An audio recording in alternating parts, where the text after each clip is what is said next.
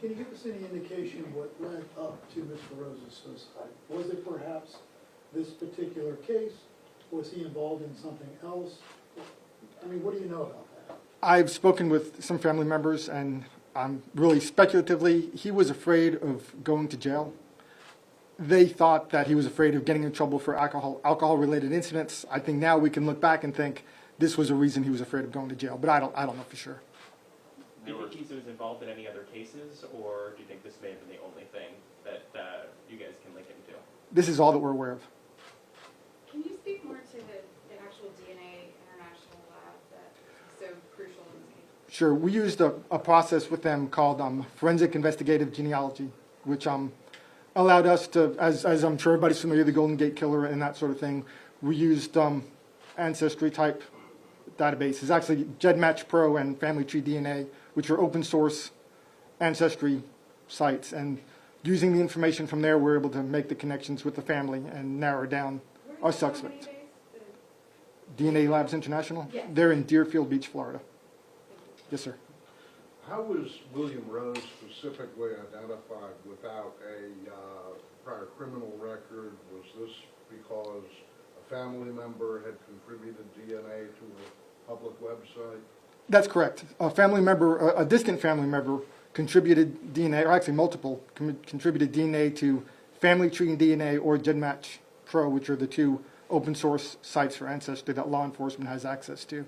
And genealogists with DNA Labs International were able to work through that till they got a narrower list of suspects. And from there, we interviewed people and worked our way to Mr. Rose. So you found them rather than somebody coming to you saying, I suspect that the family member might have been involved in this? That's correct. The family had no idea that he was involved. Thank you. Sir, can you speak to the quality of work of the crime scene investigators back then, and maybe the advancement in technology today, which finally led to this match?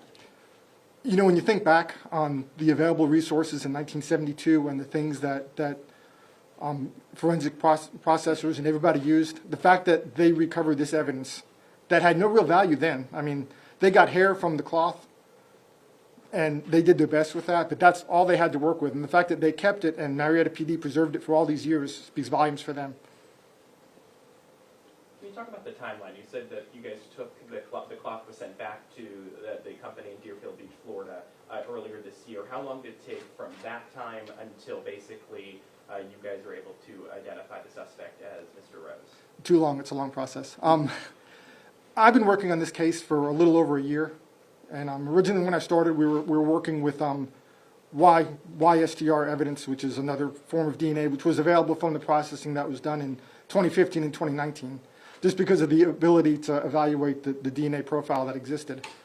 DNA Labs International had newer processes, so we discussed it, and they said, you know, we have the DNA extract from what we've done in the past. We can try again with new technology. They call it Contelligence. It's working with SNP profiles and DNA, which I'm not going to claim to fully understand. But with that, they were able to get a better results, which enabled us to move forward. When did you send it to them, though? The original thing I sent to them was, I believe, in February of this year.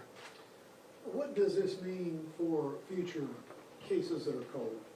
I mean, the work that was done here, obviously, back in the 70s as far as gathering, but then now the technology, new processes. What can you say as far as what this might mean for other cold cases? The FBI has created an interim policy dictating the way that we should use FGG. And in that policy, basically, we focus on unsolved crimes that have a CODIS profile that has not got hit. So everybody's familiar with CODIS, the Combined Online DNA Index that the FBI manages. And through that, so through CODIS, we can identify known offenders, since there's a wide range of people that are now tested when they're convicted of crimes. When those resources don't work, then we can move on to the genealogy. So there's a narrow focus on cases that have CODIS profiles without matches, and those are where we're at. So I'm not sure what that number is, but that's basically where this technology helps us. You do not get this opportunity every single day to figure out a cold case, especially 5 decades old. I mean, this is obviously great for you guys to be able to finally give the family some peace of mind, closure of some sort. Absolutely. After all these years. Absolutely. can you talk a little bit about that? I mean, because, I mean, cold cases, I mean, sometimes they stay cold forever. They don't get solved. I'm not sure exactly what I mean, yes, it's very rewarding. I'm happy to be a part of it. I know that, Morris Nix is sitting over there. He's done a great deal of work on this case, and he's kept it alive and kept everybody interested.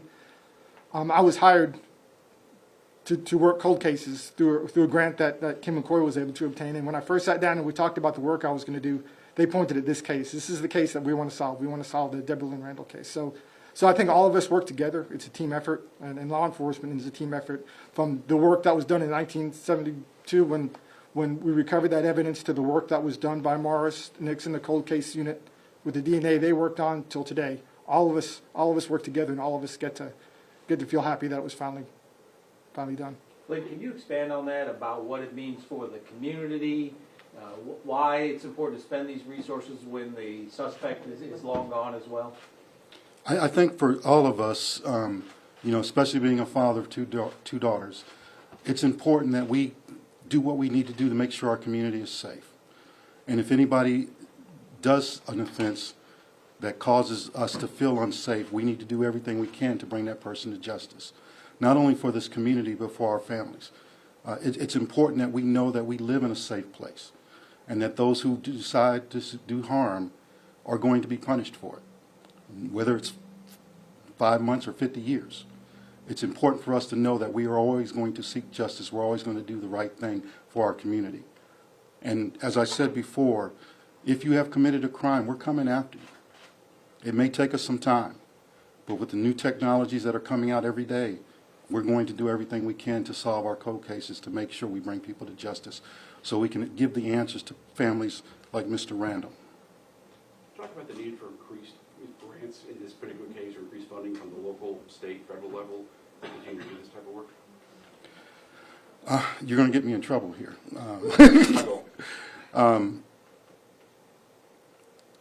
There's an ever-escalating need for funds for criminal justice. There are so many different technologies coming out, so many different ways that we can solve crime, so many ways that we can prevent crimes, but they all involve money. And our goal as a government, as a district attorney's office, is to provide public safety, to do everything we can to make sure our community is as safe as possible. I told you before I had 2 daughters. One of them is only 22 months old. And I want her to grow up in a place where I know I can let her go out on the street, she can walk, she can play, she can enjoy her life without me having to worry about somebody trying to come and snatch her up, rape her, and kill her. That's why it's important that we expend those resources to do the things that we need to do to make sure our community is safe. Yes, ma'am. What does DNA testing of this nature cost? I know you said you got was it a grant from the Justice Coordinating Council that pay for all of it? Do you know Any exact sense for amounts? what it cost? I don't think Heard of the technical. I don't think we know the exact amount. It is quite a bit of money, because like in this case, it was a long process to get the SNP profile, to identify the family that belonged to, then to exhume the body to confirm that this was the young man that was who actually committed the crime. It's a long process that takes a lot of money. But I think in the end it's worth it, because we provide answers to the families who are seeking those answers. Was this the oldest or one of the oldest cold cases in Cobb County? It is definitely one of the oldest, not the oldest.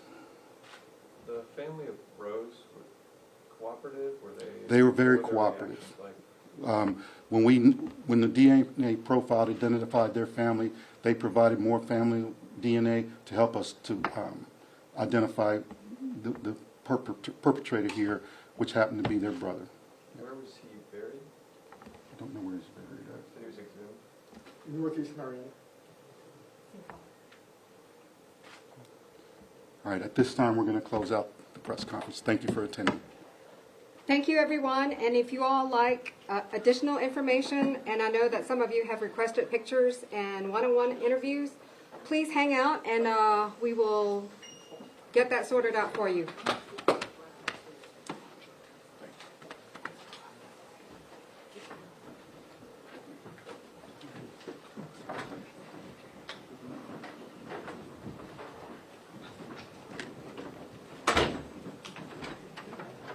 Mr. Nix.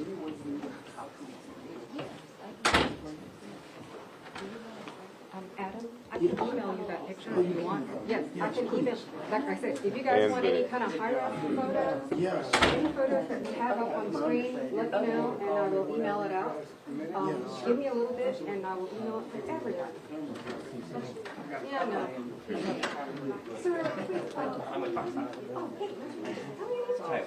Tyler, I will make sure. Okay, here, let me give you my card, and I will email. Yes, I do. I do have it from last week, and I actually have your number. I can text that to you if you want. Well, whatever, whenever you can. Okay, give me a few minutes. Now, if you all want, do you want any kind of one-on-one interview? With the,